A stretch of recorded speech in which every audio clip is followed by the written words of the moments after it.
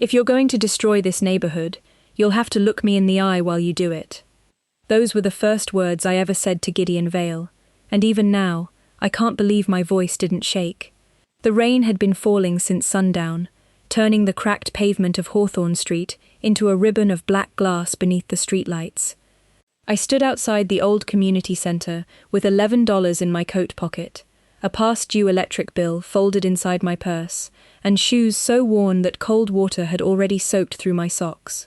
Across from me, 3 black SUVs idled along the curb, their headlights cut through the rain. Their engines purred quietly, expensive and patient. Everyone on that block knew what those vehicles meant. Gideon Vale had come in person. People had been whispering his name for months. Some called him a businessman, others lowered their voices before saying anything at all. I only knew his companies had purchased half the buildings around us, and by morning, according to the notices taped to our doors, the remaining tenants were supposed to leave. Families, shop owners, people who had lived here for 30 years. Nora Hayes stood behind me beneath the community center awning, clutching her cardigan closed with both hands. Her grocery store was across the street. She had opened it in 1989. The notice on her window said she had 12 hours to surrender the property. "Mara," she whispered, "please don't make this worse." I looked at her, then at the families gathered behind the glass doors. Nobody wanted trouble, neither did I. But there are moments when fear becomes more expensive than courage. The rear door of the center SUV opened. A man stepped out holding a black umbrella. Then Gideon Vale emerged behind him. He was taller than I expected, dressed in a charcoal overcoat that probably cost more than everything I owned. Rain touched the shoulders before the umbrella covered him. He didn't hurry. Men like Gideon never seemed to hurry, because the world usually waited for them. Another man followed, older, watchful, with calm grey eyes. I would later learn his name was Elliot Mercer. Gideon looked at the building first, then the crowd. Then me. His gaze stopped. Maybe because I was standing directly in the street, maybe because everyone else had moved back. "You need to clear the entrance," he said. His voice wasn't loud. It didn't need to be. The men around him immediately became still. I swallowed. No. Silence. Even the rain seemed louder after that. Gideon tilted his head slightly, studying me as though I had answered a question incorrectly. "Excuse me, you heard me." My hands were freezing inside my coat pockets, and my heart was beating hard enough that I could feel it beneath my ribs. Courage, I discovered that night, doesn't feel like courage while you're doing it. It feels like terror with nowhere left to go. Gideon took 2 slow steps toward me. "This property has been legally acquired. People aren't property." His expression barely changed, but something in his eyes sharpened. "I didn't say they were." "Then stop treating them like numbers on a spreadsheet." Someone behind him shifted uncomfortably. Gideon noticed. Of course he did. He seemed like the kind of man who noticed everything. "What's your name?" he asked. "Mara Whitmore." "Do you own this building, Ms. Whitmore?" "No." "Do you own any property on this block?" "No." "Then why are you standing in my way?" That almost made me laugh. Not because it was funny, because it told me everything about him. Gideon Vale understood ownership, contracts, leverage. He understood what could be bought and what could be taken away. But apparently, he didn't understand why someone would fight for something that wasn't theirs. I stepped closer, just enough that I no longer had to raise my voice over the rain. Because Mrs. Hayes can't afford another store. Because the Parker family has 3 kids and nowhere to go. Because that building behind me keeps the heat on during winter nights when people can't pay their bills. And because somebody should tell you no before you forget what the word sounds like. Elliot looked down, almost hiding a reaction. Gideon didn't. He stared at me for a long moment. Behind him sat 3 SUVs, men in tailored coats, lawyers, money, influence, every advantage a person could collect. Behind me stood frightened neighbors, a leaking roof, and a community center held together by donated paint and stubbornness. The difference between us should have made me feel small. Somehow, it didn't. Gideon finally spoke. Move. One word. Calm. Final. I could hear Nora quietly saying my name behind me. I could feel the rain running down the back of my neck. I thought about the $11 in my pocket. about how easily a man like Gideon could change my entire life without even remembering he'd done it. Then I looked directly into his eyes. No. For the first time that night, Gideon Vale looked surprised. Not angry. Not yet. Surprised. As if the city had spent so many years stepping aside that he'd forgotten someone could simply remain standing. He moved closer, until only a few feet separated us. "Do you know who I am?" he asked. I held his gaze. "That's exactly why I'm standing here." For 3 full seconds, Gideon Vale said nothing. He just watched me through the rain, and somehow that silence felt heavier than anger. Then he turned his head toward Elliot Mercer. "Give them until tomorrow night." Elliot glanced at me, then back at Gideon. 24 hours? 24. The words moved through the crowd like cold air. Behind me, someone whispered a prayer. Nora Hayes gripped my sleeve. I wanted to argue, but Gideon was already walking toward his SUV. "That is not enough time," I called after him. He stopped without turning around. "It is more time than you had 5 minutes ago." Then he got into the vehicle, and the convoy disappeared down Hawthorne Street, leaving nothing behind but red taillights reflected in the wet pavement. For a moment, nobody moved. Then everyone started talking at once. Some thanked me, others blamed me for making Gideon notice us. I understood both reactions. By midnight, I was inside the community center, helping families sort paperwork, calling housing offices, churches, legal clinics, anyone who might listen. Most calls went unanswered. The ones that did not offered sympathy instead of solutions. Around 2 in the morning, Nora placed a paper cup of coffee beside me. "You should go home." I stared at the list of names spread across the folding table. "Home is 2 blocks from here." "Exactly." I looked at her tired face. "I am not leaving you here alone." Morning arrived grey and exhausted. By 10, a black sedan stopped outside. Elliot Mercer stepped out carrying a slim leather folder. He entered alone. "Ms. Whitmore, if that is another notice, you can save the paper." His expression almost softened. "Mr. Vale asked me to deliver an offer." He placed the folder on the table. Inside was a check. I stared at the number twice because the first time my brain refused to accept it. $50,000. More money than I had ever seen attached to my name. Enough to clear my debts. Enough for a better apartment.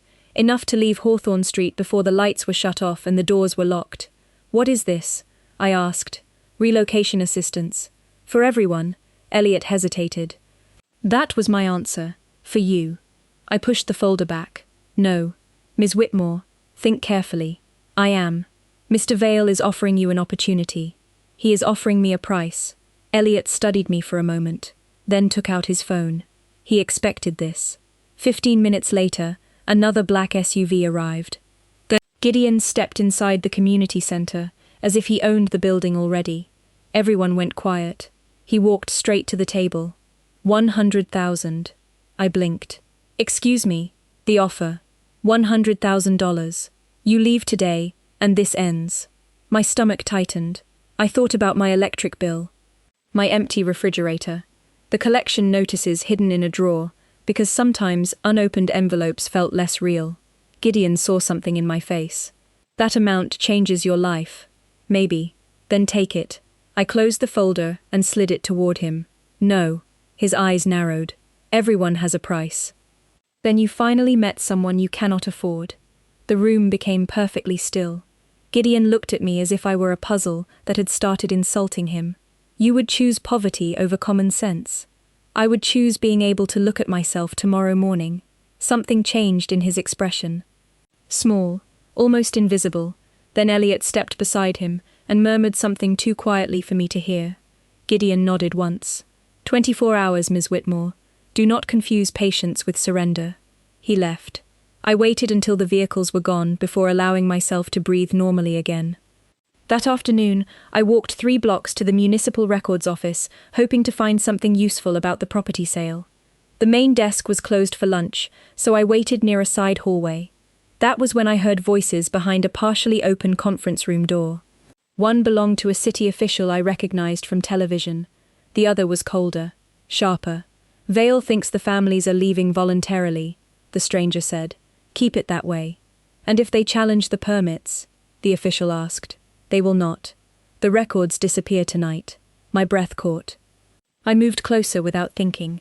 Through the narrow opening, I saw a tall man in a dark coat hand the official a folder. Later I would learn his name was Ronan Blackwell. At that moment, all I knew was that Gideon Vale might not understand what was being done in his name. I stepped backward. My shoe scraped the tile. The conversation stopped. The door opened. Ronan looked directly at me and smiled without warmth. "Well," he said quietly, "you must be Mara Whitmore." "I was wondering when you would become a problem," Ronan Blackwell said, and the calmness in his voice frightened me more than anger would have. I stood in the municipal hallway with one hand still resting against the cold wall, trying to slow my breathing while the city official behind him suddenly became very interested in the papers on the conference table. Ronan stepped into the hallway and gently pulled the door closed behind him. He looked polished, almost ordinary, dark wool coat, silver tie, expensive watch, the kind of man who could sit beside you at a charity dinner and never give you a reason to remember his face. "I do not know what you mean," I said. "Of course you do," he smiled. "You heard something you were not supposed to hear." My mouth went dry. I was waiting for the records office. "Then you should have kept waiting." He moved closer, not threatening me, not touching me, just lowering his voice until the hallway seemed suddenly too narrow. "Hawthorne Street is already settled. The paperwork is done. The families will leave. Gideon will get what he wants. Everybody moves on. Gideon knows you are changing records." That made his smile disappear, only for a second. But I saw it. "You are asking dangerous questions, Ms. Whitmore." I asked a simple one. His eyes hardened. "Go home. Not until I see those files." "There are no files for you to see." "Then you should not be worried." For one strange moment, neither of us spoke. Somewhere downstairs, a printer started humming. A phone rang behind a closed office door. Ordinary sounds. Safe sounds. They made the conversation feel even more unreal. Ronan finally stepped aside. "You really think courage makes you powerful?" "No," I said. "I think people like you depend on everyone else being afraid." I walked away before my knees could betray me. I made it outside, crossed the sidewalk, and had taken maybe 10 steps when a familiar black SUV pulled to the curb. Elliot Mercer got out first. His expression changed when he saw my face. "What happened?" asked Ronan Blackwell. Elliot went still. That told me enough. The rear door opened. Gideon Vale sat inside, one hand resting against the dark leather seat. "Get in." I almost laughed. "You people really need to learn how invitations work." "Mara," his voice was sharper this time. "Get in." "No." Elliot looked toward the building, then back at me. "This is not the place." Something in his tone changed my mind. I climbed into the SUV, but only because suddenly, I wanted answers more than I wanted distance. Gideon sat across from me. The vehicle smelled faintly of leather and coffee. Outside, the city moved past rain-streaked windows. "What did you hear?" he asked. I told him. Every word. The missing records. The permits. Ronan saying the families would leave whether they agreed or not. Gideon listened without interrupting. His face became unreadable. "You expect me to believe Ronan is acting behind my back? I do not care what you believe." His eyes lifted to mine. "That is becoming obvious. You wanted Hawthorne Street. Maybe you never asked how people were making that happen." Silence. That landed somewhere deeper than I expected. Gideon looked toward Elliot. "Take us home." I turned toward him. "Home? My house? Absolutely not. Ronan knows you heard him. That is his problem." "No." Gideon leaned forward slightly. "Now it is mine." 20 minutes later, iron gates opened onto a property so large it looked unreal. Stone walls, tall windows, acres of dark lawn disappearing beyond the headlights. When the SUV stopped, I stayed seated. "You cannot keep me here," I said. "I am keeping you somewhere Ronan cannot reach you without answering to me." "That sounds a lot like keeping me here." Gideon exhaled slowly. "Call it whatever makes you feel better." Inside, the house was quieter than any place that expensive had a right to be. Marble floors reflected soft golden light. A woman carrying a tray hurried across the entryway, caught the edge of a rug, and nearly dropped a glass. Gideon's voice cut through the silence. "Careful." She froze immediately. I saw the fear before she lowered her eyes. I bent down and steadied the tray with her. "You are fine," I told her. She whispered thanks and disappeared down the hall. When I stood, Gideon was watching me. "What?" he asked. "Nothing. You clearly have something to say." I looked around his enormous house, at Elliot waiting silently near the doorway, at the staff who seemed to measure every breath around him. Then I looked back at Gideon. People obey you because they are afraid of what happens if they do not. His jaw tightened. It works. I held his gaze. Until it does not, I should have kept quiet after that. Any sensible person would have. Instead, I stood in the middle of Gideon Vale's marble foyer, dripping rainwater onto a rug that probably cost more than my yearly income, and waited for him to prove me wrong. He did not. He only looked at me with that unreadable expression of his, then told Elliot to have a room prepared upstairs. "I am not staying long," I said. Gideon removed his coat and handed it to a member of the staff without looking away from me. "Neither of us knows that yet." I hated how calm he sounded. "Look, you really do believe you can control everything." "Not everything." His gaze held mine for half a second longer. "Just enough." I was shown to a guest room larger than my entire apartment, with windows overlooking a stretch of lawn disappearing into darkness. Fresh clothes had been placed on the bed. My size. That bothered me more than it should have. By midnight, I still could not sleep. The house was too quiet. No traffic through thin walls, no radiator knocking, no voices from neighboring apartments, just the soft ticking of an antique clock somewhere in the hall. I finally gave up and wandered downstairs. A light was on beneath a door near the back of the house. I found Gideon inside a study lined with books and old photographs. He was standing beside the fireplace, jacket gone, tie loosened, staring at a framed picture in his hand. He looked almost normal until he noticed me. Then the walls went back up. "You should be asleep. You should stop telling me what I should do." To my surprise, one corner of his mouth moved, barely. I walked toward the shelves and noticed a photograph of Hawthorne Street. Not the Hawthorne Street I knew. This one looked decades younger. Children sat on apartment steps, storefront awnings stretched over the sidewalk. A boy stood beside a woman outside Nora's grocery store. I looked closer. The boy had Gideon's eyes. "That is you." His expression changed. "Put it down." I had not realized I was holding the frame. I returned it carefully. "You grew up there." He said nothing. "You are tearing down the neighborhood you came from. You do not know what you are talking about. Then tell me." Gideon turned toward the window. For several seconds, only the clock spoke. "My mother worked 2 jobs, he finally said. Cleaning offices at night, serving breakfast in the morning. My father borrowed money from people he should not have trusted. When everything collapsed, nobody cared why."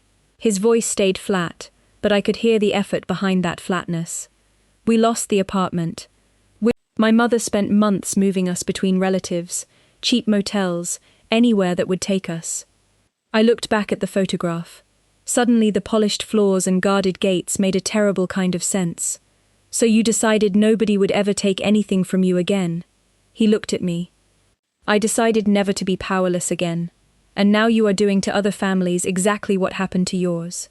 The silence afterward was brutal. Gideon's face hardened. "Be careful." "Why?" "Because the truth sounds disrespectful when nobody usually says it to you." He stepped away from the window. "You think poverty makes people noble? No. Poverty makes people tired." My voice softened despite myself. "It makes people choose between groceries and electricity. It makes a $5 mistake feel like a disaster. It makes you lie awake wondering what disappears next. I know exactly what it does." His eyes shifted to my coat hanging over a chair, still damp from the rain. $11, he said. I froze. "What?" "That is what you had in your pocket yesterday." Anger flashed through me. "You searched my things?" "No. Elliot noticed when you paid for coffee at the community center." I stared at him. "That is somehow worse." "Why?" "Because it means you pay attention to things you pretend not to care about." That landed. He looked away first. Then the lights suddenly flickered and went out. The room fell dark except for the fireplace, and a few emergency lights glowing faintly in the hallway. For the first time since I met him, Gideon Vale did not look like the man who controlled an entire city. He looked like the boy in the photograph, alone, guarded, still trying to build enough walls to make sure nothing could ever be taken from him again. "What was her name?" I asked quietly. He knew who I meant. Evelyn, your mother, he nodded. She would have hated this house. I almost smiled. Why? Gideon looked around at the dark wood, the expensive furniture, the silence. She said a home should sound lived in. Something in my chest tightened. She sounds smart. She was. The fire shifted softly. Neither of us spoke for a while. Then I asked the question I had been holding since Hawthorne Street. When did being safe become the same thing as making everyone else afraid? Gideon looked at me across the dim room. This time, he did not warn me. He did not dismiss me. He did not tell me to leave. He simply stood there in the quiet, and for the first time, I realized I had found something Gideon Vale did not know how to control. His own answer. By morning, Gideon had an answer for me, but it was not the one I expected. You are coming with me. I looked up from the coffee someone had placed in front of me at the kitchen island. That sounds suspiciously like another order. It is. Then my answer is still no. Gideon stood across from me in a dark suit, perfectly composed again, as if the man I had spoken with beside the fireplace had disappeared with the night. There is a meeting downtown. Property owners. Investors, city representatives. And why would I be there? Because you keep insisting I do not understand what I am doing. His gaze settled on mine. Show me. 2 hours later, I walked into a conference room, 40 floors above the city, wearing the same clothes I had arrived in. Around me sat men and women in tailored suits, polished shoes, watches that probably cost more than Nora Hayes had earned last year. A wall of glass revealed the skyline beneath us. Hawthorne Street was somewhere down there, too small to see. That felt appropriate. Places like ours always looked insignificant from rooms like this. Elliot stood near the door. Ronan Blackwell sat halfway down the table, his expression smooth and professional. The moment he saw me, something cold passed through his eyes. Gideon took the chair at the head of the table. I remained standing. Sit, he said. I am comfortable. Ronan gave a quiet laugh.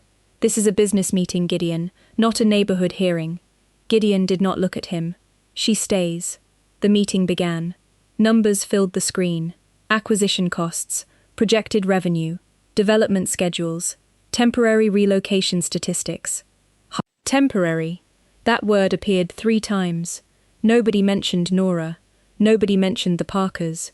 Nobody mentioned the elderly man in apartment 14 who kept his late wife's photograph beside his front door because she had been the one who chose that apartment 52 years earlier. They spoke about people as units, blocks, obstacles. I lasted 23 minutes. Then a developer said, the remaining residents represent less than 4% of the total project footprint. I stood. Every head turned toward me. Gideon's eyes narrowed slightly. Mara, no, you wanted me here. So listen. Ronan leaned back in his chair. This should be entertaining. I ignored him. My hands were trembling, but I opened the notebook I had carried from the community center. Nora Hayes, 63 years old. She opened her grocery store in 1989 with money she borrowed from her sister.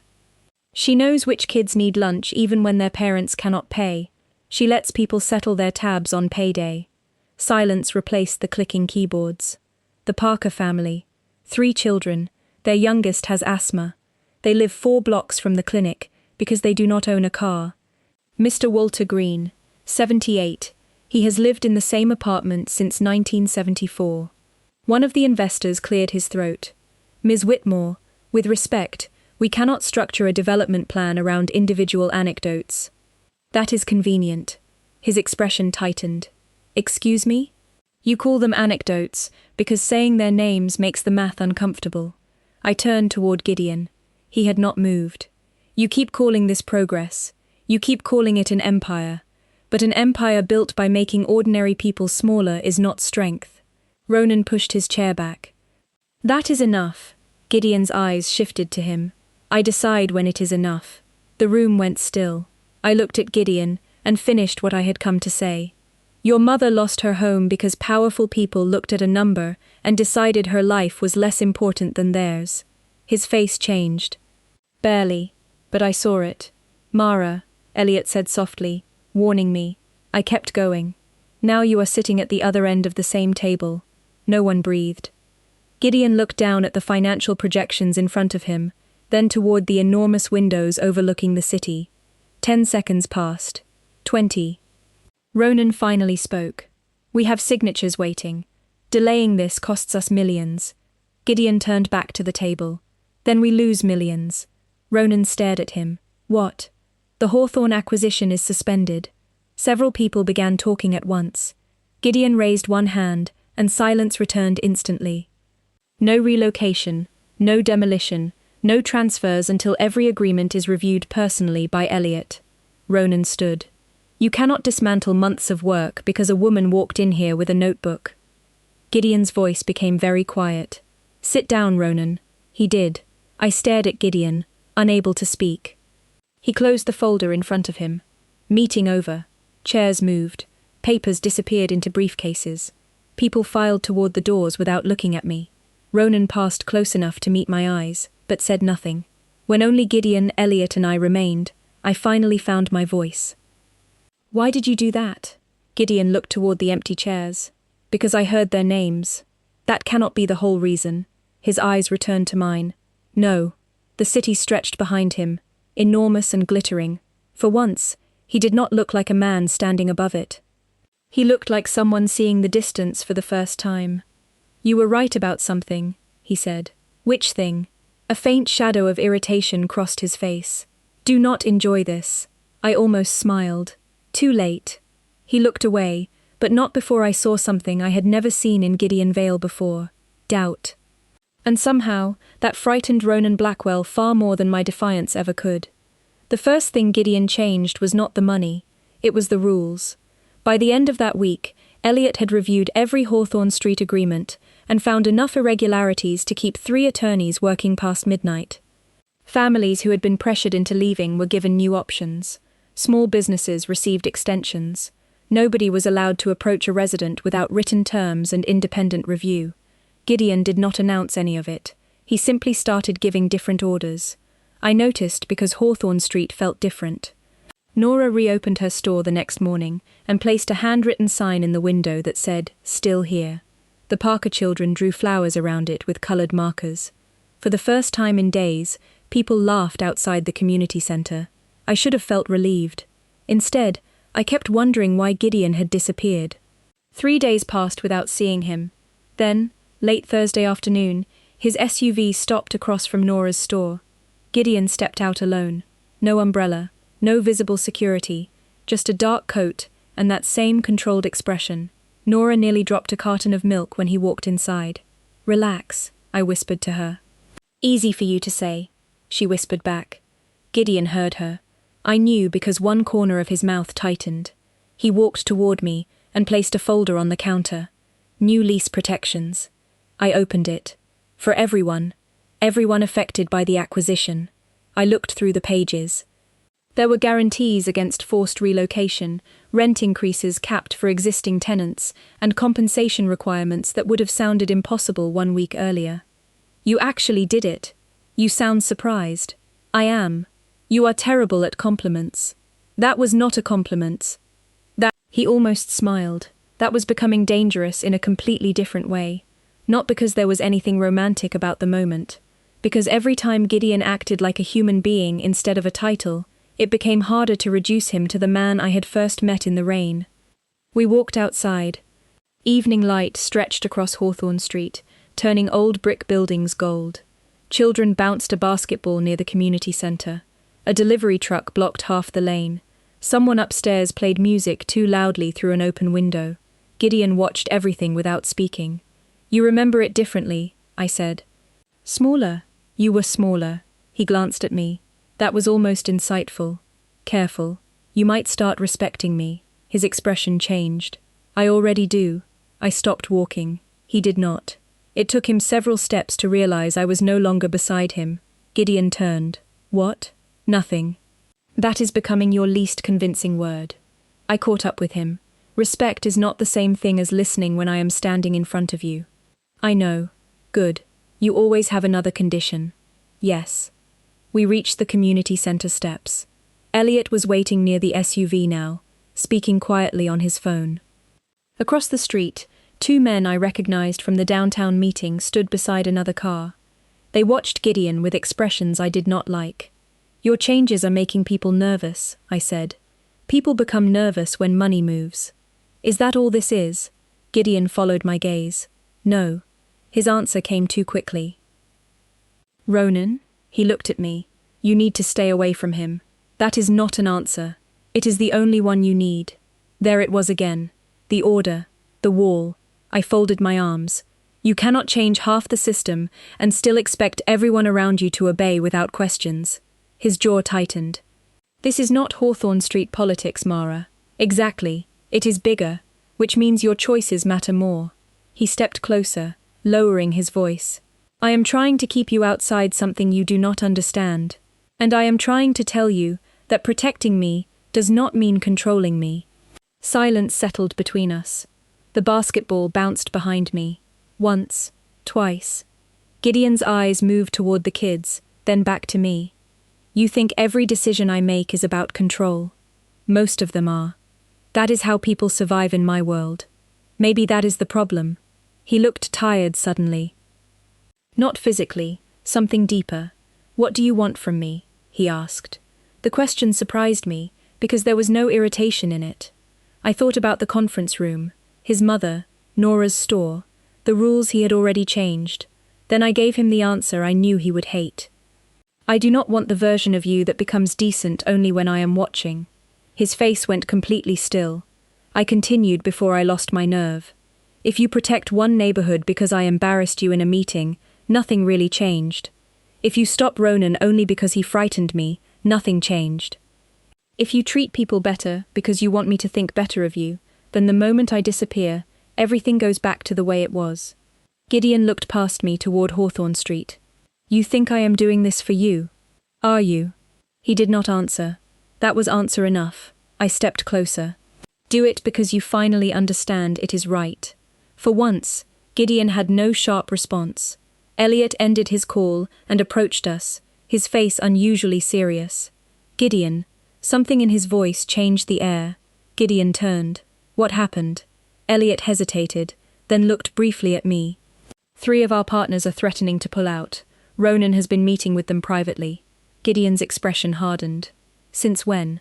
"Since the Hawthorne suspension." I felt cold despite the mild evening. Elliot lowered his voice. "They think Mara has too much influence over you." Gideon looked at me. I expected anger. Instead, I saw something closer to concern. "And what do you think?" he asked Elliot.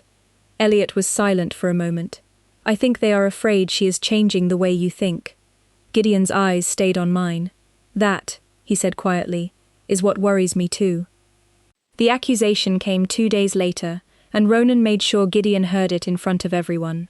I was called to Gideon's downtown office just after 6 in the evening, after spending most of the day helping Nora sort supplier invoices and answering questions from families who still did not trust the new lease protections. Elliot had sounded different on the phone, too formal, too careful. When I arrived, the conference room was already full. Gideon sat at the head of the table. Elliot stood near the windows. Ronan was on the opposite side, with 3 of the partners who had threatened to leave. Nobody offered me a chair. "What is this?" I asked. Gideon's eyes stayed on mine. "Sit down, Mara." "I would rather stand." Ronan gave a small smile. "Of course you would." Gideon ignored him. A folder rested in front of him. He opened it and turned several pages toward me. Printed emails, financial summaries, copies of internal schedules. At the top of one page was my name. My stomach tightened. "What am I looking at?" "Documents sent to a city investigator yesterday morning," Gideon said. His voice was flat. "They came from an account connected to the community center." I looked at him. "And you think I sent them?" Ronan leaned forward. "Someone did. I was at Nora's store yesterday morning." "You had access to the office computers," he said. "So did 12 volunteers. Only one of them has been asking questions about Gideon's business." I turned toward him. "You really want to talk about people asking questions?" His smile disappeared. Gideon closed the folder. "Enough." The room obeyed him instantly. That was the old Gideon. One word, and everyone stopped. Except me. "Did you bring me here to ask what happened, or did you bring me here because you already decided?" His expression hardened. I brought you here because the information came from somewhere close to you. That is not what I asked. Elliot shifted near the window. Gideon's fingers rested against the folder. Did you send these files? No. The answer came easily, because it was true. Gideon watched me. 5 seconds. Maybe more. I could hear the low hum of the building's air conditioning. The city outside the windows looked distant and cold. That is it? He asked. I almost did not understand. What else do you want? An explanation. For something I did not do. For why your name is connected to it. I felt something inside me sink. Not fear. Disappointment. It was worse. I do not have one. Ronan exhaled, as if that settled everything. Convenient. I turned toward Gideon, not Ronan. Do you believe me?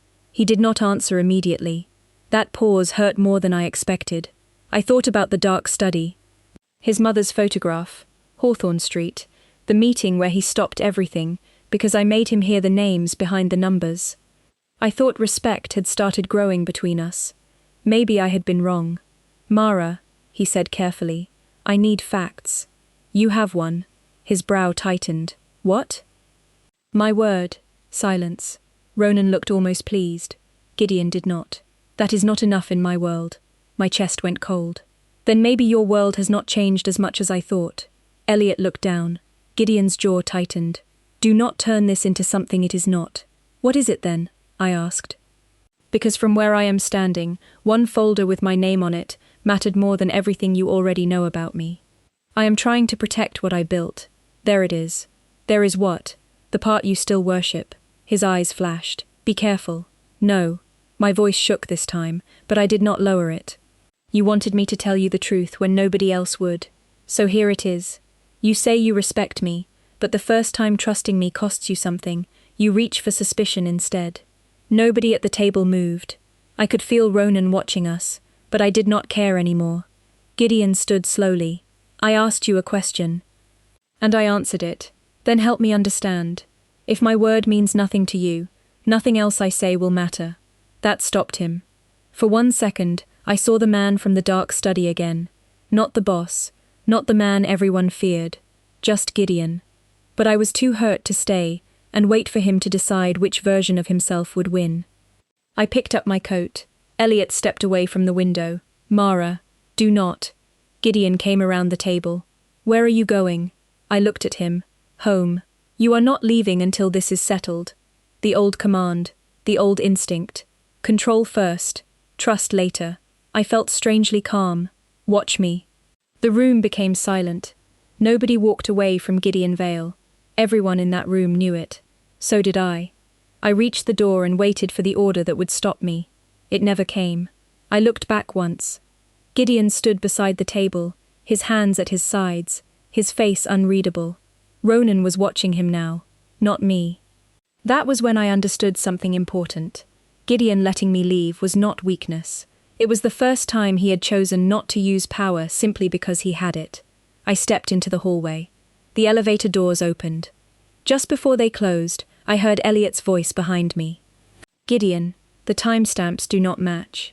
The doors slid shut before I heard the answer, and for the first time since meeting Gideon Vale, I walked away without knowing whether he would come after me. I did not hear from Gideon that night. That hurt more than I wanted to admit.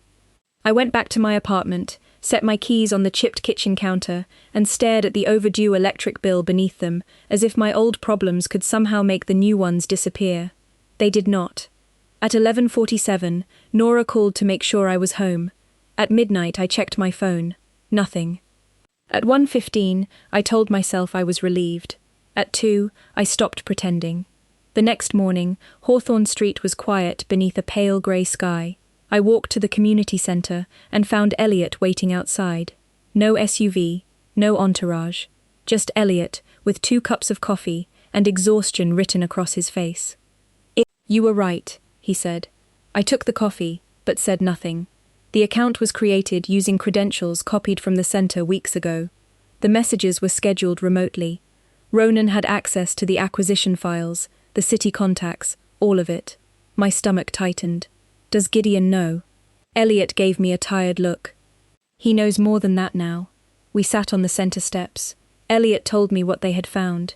Ronan had been quietly manipulating property deals for years, adding pressure Gideon had never authorized, hiding payments inside legitimate expenses, convincing partners that fear was more profitable than negotiation.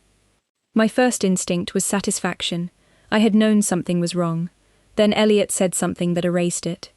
Gideon is not blaming Ronan for everything. I looked at him. What does that mean? It means he finally understands Ronan could only do those things because Gideon built a system where nobody questioned orders. The coffee suddenly felt too hot in my hands. Elliot stared across the street at Nora's store. He spent his life believing loyalty meant silence. Ronan understood that better than anyone. Where is Gideon? Elliot hesitated. Ending it. By noon, rumors were moving through the neighborhood. Development offices had closed. Contracts were being frozen. Several partnerships had been dissolved. By 3, one local news station reported that Vale Holdings had withdrawn from multiple redevelopment projects across the city. Nobody understood why. I did. Gideon was tearing apart the machine that had made him untouchable. I wanted to call him, I did not. Some choices had to belong to him. That evening, Elliot finally sent one message asking me to come downtown.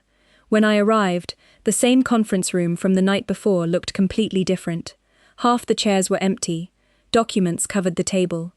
Ronan stood near the windows with his coat over one arm, his polished confidence finally cracked. Gideon stood at the head of the table. He looked exhausted. "You cannot do this," Ronan said. "We built this together." Gideon's voice stayed quiet. "That is exactly why I can. You are throwing away millions." "Yes." Ronan stared at him. "For her." Gideon's eyes moved to me. For a second, nobody spoke. Then he looked back at Ronan. "No." Something inside me tightened. Gideon continued. "That is the part I should have understood sooner. I am doing it because it should never have been built this way." Ronan laughed once, but there was no humor in it. "You think changing a few contracts makes you a good man?" "No." Gideon closed the folder in front of him. "It makes today different from yesterday. Tomorrow is another decision." Elliot placed another document on the table. Gideon signed it. Then another. Each signature closed something: predatory acquisitions, forced relocation agreements, partnerships based on intimidation. I watched years of power disappear beneath the movement of a pen. Ronan looked around the room as if waiting for someone to stop it. Nobody did. Finally, Gideon faced him. "Your position is terminated. Elliot will handle the legal transition. You will communicate through counsel from this point forward." Ronan looked at me before leaving. For once, I saw no victory in his expression, only disbelief. The door closed behind him. Gideon remained standing. "How much?" I asked quietly. "How much what?" "How much did you lose today?" Elliot glanced at Gideon.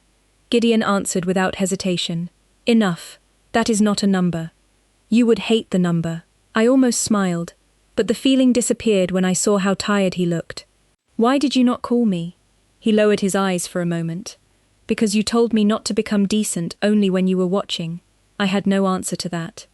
He walked toward the windows. Evening lights were appearing across the city one by one. "I spent years thinking control protected me," he said. "If nobody questioned me, nobody could undermine me. If everybody feared disappointing me, nothing could fall apart." He looked back at the empty conference table. "I created the exact conditions Ronan needed. I moved closer, stopping several feet away. You trusted the wrong person." "No," his voice was quiet. "I trusted the wrong idea." That was the Gideon I had been waiting to meet. Not a perfect man, not a rescued man, a man finally willing to name his own failure without hiding behind someone else's betrayal. "What happens now?" I asked. He looked at me. "I rebuild what deserves rebuilding." "And the rest?" His eyes moved across the city. "I let it fall." For years, Gideon Vale had measured strength by how much he could hold. That night, I watched him discover another kind of power, the courage to open his hands. 3 weeks later, Hawthorne Street sounded like itself again. Delivery trucks complained at the curb, children argued over a basketball near the community center. Nora Hayes stood behind her register, telling everyone who entered that the tomatoes were cheaper 2 blocks away, but hers tasted better. Nothing about the neighborhood looked miraculous. That was what made it feel like one. The buildings were still old. The sidewalks were still cracked. My electric bill was still waiting on the kitchen counter. But nobody was packing boxes, because a deadline had appeared on a door. Nobody was wondering which official had already decided their future. Gideon's name was still everywhere, but differently now. Vale Holdings had converted several disputed properties into protected community leases. A neighborhood preservation fund had been established with independent oversight. Elliot insisted on the independent part. I suspected that was because he had learned exactly what happened when too much authority collected around one person. Gideon had agreed. That surprised me almost as much as everything else. I had not seen him since the night he dismantled the worst parts of his own operation. We had spoken twice. Both conversations lasted less than 5 minutes. No commands, no arguments, no dramatic promises, just updates. Maybe that was healthier. Maybe it was also why I missed him. I was carrying a box of donated books into the community center when Nora appeared behind me. "Your expensive problem is outside." I nearly dropped the box. My what? She pointed through the front window. Across the street sat one black sedan, not 3 SUVs, no line of men in dark coats. Gideon stood beside the car alone, holding a large envelope. He is not my problem. Nora gave me a look. Only women over 60 can give without speaking. Of course not. I left the box on the front desk and stepped outside. The afternoon was cold but bright, the kind of winter day when the sky looked impossibly clear. Gideon watched me cross the street. He looked different without an audience. Still controlled, still sharp, but quieter somehow. "You came without Elliot," I said. "He said I should learn to do some things myself. I like him more every week." I was afraid of that. I stopped a few feet away. "What is in the envelope?" Gideon held it out. The final documents for the preservation fund. I opened it carefully. Hawthorne Street Community Trust. The name looked strange on official paper. I read the first page, then the second. "You transferred the properties, most of them, to the trust." "Yes. And who controls the trust?" "A board." I looked at him suspiciously. "Who is on the board?" "Nora, 2 residents, a local attorney, a housing advocate. Elliot helped establish the safeguards." "And you?" "No." That single word stopped me. Gideon glanced toward the community center. "I donated the assets. I do not control what happens afterward." I looked back at the papers. A month earlier, this man had believed ownership was the answer to every problem. Now he was standing beside me, explaining why he had surrendered it. "That must have hurt," I said. "Financially? Emotionally." His expression softened. "More than financially." I closed the envelope. "So what happens to Gideon Vale now?" He looked down Hawthorne Street. Nora was helping a customer carry groceries. The Parker kids were drawing something with chalk near the curb. An old man was sweeping the sidewalk in front of his building, even though the wind kept undoing his work. Gideon watched them for a long moment. "I find out who I am without everyone being afraid of me." There was no performance in his voice, no clever line waiting behind the words, just uncertainty. I had never heard uncertainty from Gideon before. "That sounds difficult." "It is." "Good." He looked at me. "Good? You have had enough easy answers." A quiet laugh escaped him. It startled both of us. Then silence returned, but it was not the uncomfortable silence from his mansion, or the heavy silence of a conference room waiting for his decision. This one felt open. He glanced at the envelope in my hands. "There is something else." "Of course there is. I owe you an apology." I waited. Gideon did not look away. "I should have believed you when you said you did not send those documents. I treated trust like something you had to prove repeatedly, while expecting everyone else to give it to me automatically." I felt my throat tighten. "That is surprisingly self-aware. Elliot has been unbearable." I smiled, despite myself. Gideon's expression grew serious again. "I am sorry, Mara. I believed him. Maybe because he did not ask me to forgive him. Maybe because he finally understood that an apology was not another kind of transaction." "Thank you," I said. He nodded once. Then he reached for the car door. I frowned. "That is it?" Gideon paused. "What were you expecting?" "I do not know. You usually have an order." His eyes held mine. "I am trying something different." "Which is?" "Leaving you a choice." Something shifted inside me. "About what?" He looked almost uncomfortable now, which might have been the strangest thing I had ever seen. "About whether you want me in your life." The old Gideon would have decided for both of us. He would have offered money, protection, certainty, anything except freedom. This man stood quietly and waited. "You are not going to tell me what I should choose?" I asked. "No." "You are not going to make some impossible promise?" "No." "You are really terrible at this." "I know." I laughed. Then I stepped closer. Not because he pulled me, not because I owed him, not because he had saved the neighborhood. I stepped closer because, for the first time since meeting Gideon Vale, there was nothing standing between us except a choice that belonged entirely to me. "Coffee," I said. His brow lifted. "Coffee. Nora makes terrible coffee in the back room. You can buy me one. I thought you had $11. I have 14 now." The faintest smile crossed his face. Impressive. We walked toward the community center together. Nobody moved aside for him. Nobody needed to. Gideon opened the door and waited for me to enter first. It was such a small thing that most people would never have noticed it. I did. He had spent years teaching a city to fear him because he thought fear was proof of power. In the end, losing control did not destroy him. It gave him the chance to become someone worth choosing.